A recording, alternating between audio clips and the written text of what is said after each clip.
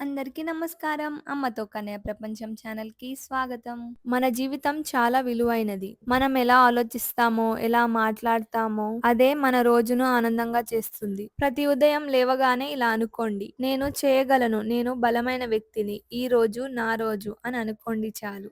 చిన్న చిన్న విషయాల్లో ఆనందం వెతకండి. ఉదయాన్నే లేచి సూర్యుడిని చూస్తూ ప్రశాంతంగా కూర్చోండి.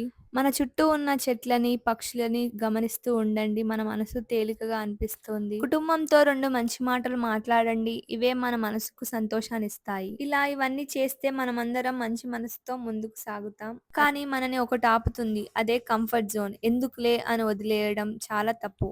ఎప్పుడూ ఒకేలా జీవిస్తే మనం కొత్త విషయాలు నేర్చుకోలేం. కొంచెం భయమున్నా కంపల్సరీ చేయడానికి ట్రై అయితే చేయాలి. మీ కలల కోసం ఒక చిన్న అడుగు వెయ్యండి. మొదటి అడుగు చిన్నదైనా పర్వాలేదు. కానీ ఆ చిన్న అడుగే మన భవిష్యత్తుని గొప్పగా మార్చుతుంది.